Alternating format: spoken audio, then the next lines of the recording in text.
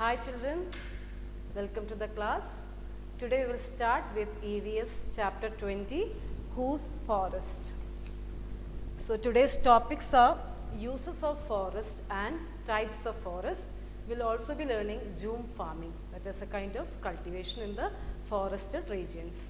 So before coming to the topic, let us see what is the picture coming to your mind when we think about a forest. Yes, of course we'll get a lot of trees. Yes, the picture first coming is what? Greeneries, number of trees are there.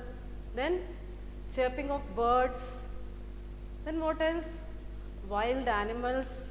Yeah, of course you can see monkeys over there. Animals you can see when you go to national parks and all. Otherwise we will not be able to see when we go to a normal forest like this. Normally we see monkeys and deers. Yes. And there are people who are living in the forest that you can see they are going with logs, wood logs and all. So these are the inhabitants of forest. So let us see who all are living in the forest. Of course there are wild animals like tiger, elephant, then monkeys are there. Forest people are there. People who are living in the forest, they are also a part of the forest. Yes. So forests are inhabitants, these people are the inhabitants of, these people means, sorry for saying that, flora and fauna. Forest belongs to both, a habitat for both flora and fauna, plants and animals. Now, there are different uses of forest, uses of forest. So when we speak about the uses, first thing will come to us is when you look around, lot of furniture is there, yes. Maximum are made up of wood. So from where we are getting this wood, children? Mainly from trees. So timber is given by forest. Then we get honey from the forest, lac from the forest. Then forest maintains ecological balance. What that means? It absorbs the carbon dioxide from the atmosphere and gives out oxygen, thereby maintain the ecological balance. Then what else? It is a habitat for so many, 80% of the biodiversity are in the forest. So that means it protects both flora and fauna. Animals are protected in the forest. They have a living place. It provides security and shelter to whom? Animals and the living plants. Plants are also being more you can see in the forested regions. So uses of forest we can write down.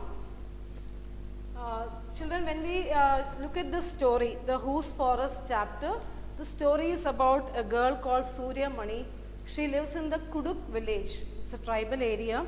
Kuduk language they speak. So the story you can see she is traveling, going along with the other friends in the forest, and she is saying about what all things we get from forest. From the first paragraph you will see what are the different things we can get from the forest. So you can write down what all provides.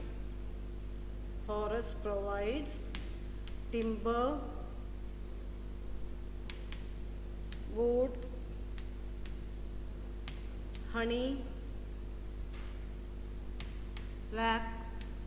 Then it maintains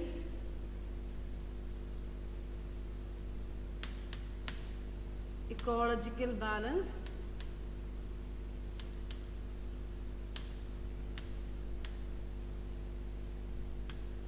Then provides shelter to flora and fauna.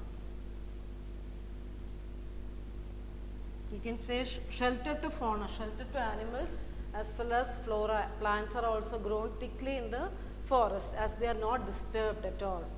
Clear? Next one is types of forest. So what do you mean by types of forest? You know that trees are not similar in all the forest regions. Trees are of different types. So why this is happening? This is happening because of three things. First one is climate of that particular place. Next is soil type. Another one is elevation of land. So types of forests vary in different regions due to, first one varies due to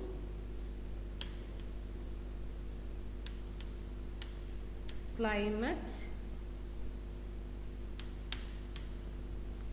soil, then elevation of land.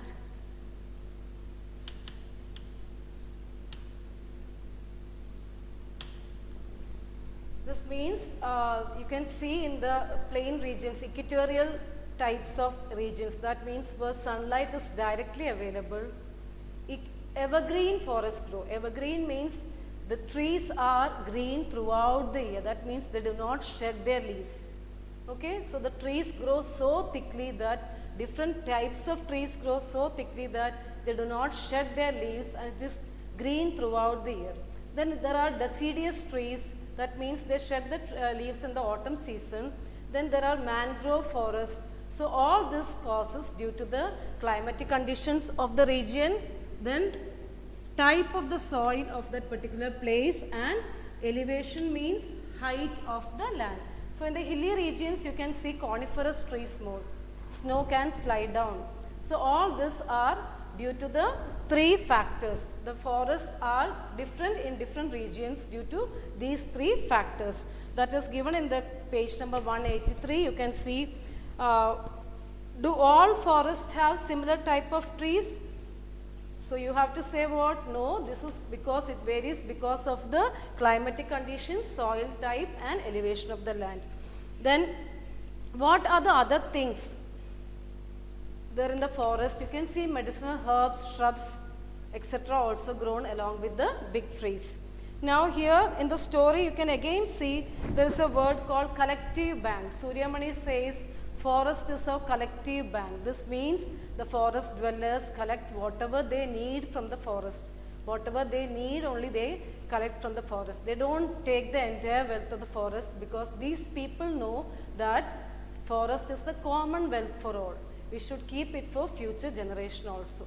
Then one more word you can find is a contractor. Contractor, you know, the forest department, there are government officers who are there to preserve the forest. So sometimes they appoint the contractors to cut down the trees. So these people come and cut the trees for different purposes, like we need timber.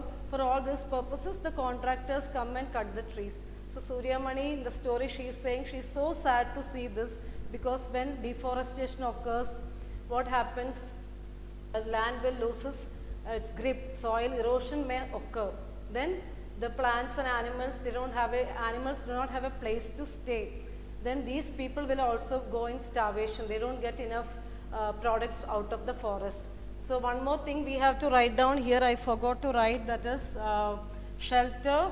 Then one more thing, sir, it prevents soil erosion. It prevents soil erosion.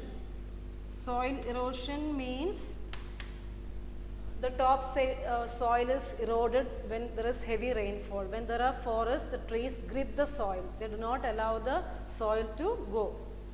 So this is known as soil erosion will not occur if there are more forests, there are more plants are there. Clear? So contractor is a person who come and collect the wood from the forest. They come and cut the trees. But these people, forest dwellers, they collect only whatever they required. So what happens if there is deforestation? What happens when the contractor comes or when the forest officials are there? They do not allow these people to go and acquire whatever they want.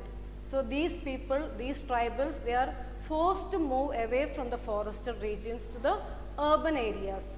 So you know what is rural and urban area? Forested region means they are in the remote part. Urban area means cities where we live.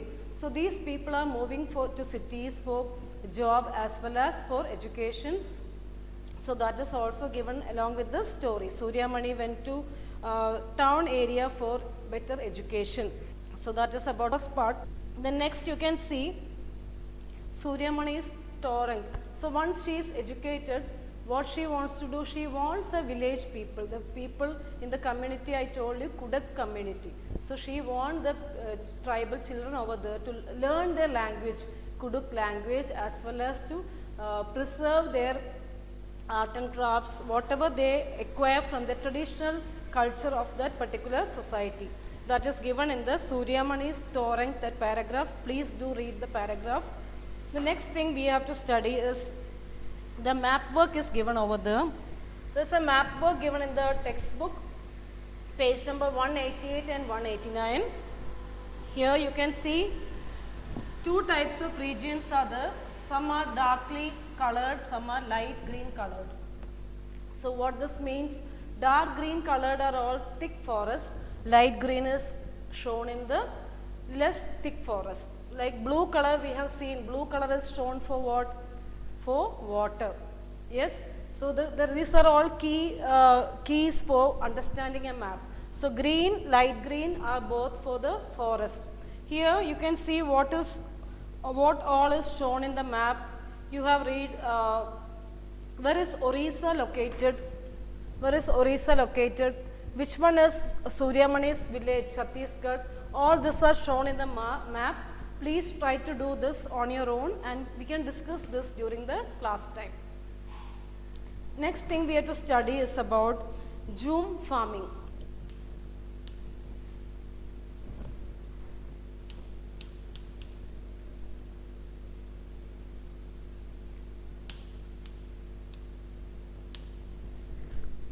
This is a very important topic. Jhum farming means shifting cultivation. This you have to study till class 10 actually. So Jhum farming means in the remote regions earlier, what people do, you know, how do they cultivation? There are lot of trees are there. So what they do, they clear a piece of land by cutting down of all the trees over there. Once they dry, they burn this and the ashes mix with the soil. What will happen if ashes mix with the soil? It improves the fertility of the soil. And then they grow plants over there. So 2 to 3 years, if continuously grow the crops over in the region, the soil's fertility started losing. Then they abandon that region and they move to another area. So that can be done only in the where there is lot of land is available. Okay. So Jhum farming means, another name for Jhum farming is shifting cultivation. So after cutting one crop, the land is left for some years. Then what will happen? Again the land will, more and more plants will grow there. That means unwanted plants, weeds, etc. will go. What they do? They keep on growing that. Once they are little big, they cut these plants and dry it up, and then the ashes used. It's burned and ashes used for cultivation. Okay. So that is about Jhum farming. So here 3 points we have to study. Jhum farming, it is practiced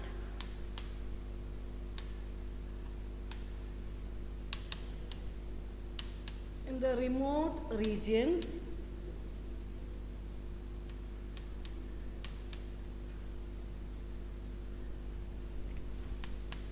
unwanted weeds and plants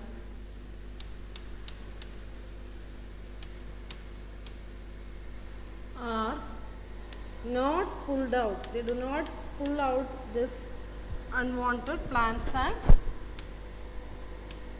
weeds.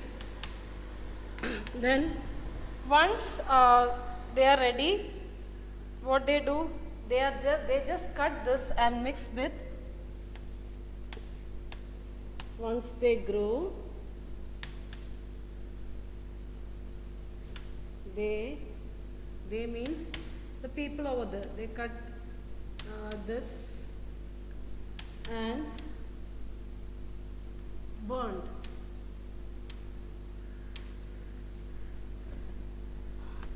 Ashes mixed with soil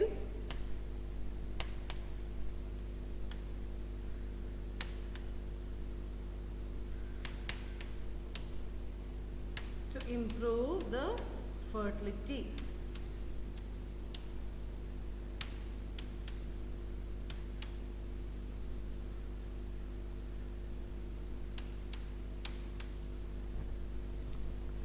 Hope you understand the meaning of fertility. Fertility means productivity of the soil. Productivity of the soil is improved. So after cutting one crop, the land is left as it for some years. Nothing is grown there. Then after what happens, they plant, they do farming over there. Once the land is ready for cultivation. That means again unwanted weeds and plants grow, then they cut down again and burn and mix with the soil. This improves the fertility of the soil, then they start cultivation again.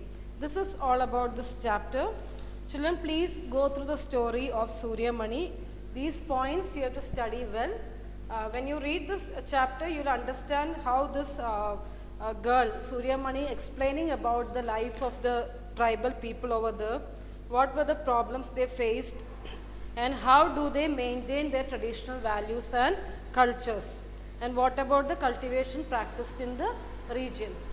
Please do read the chapter 2 times and do the map work. Once we are in class, we will discuss in detail. Thank you children. Have a nice day.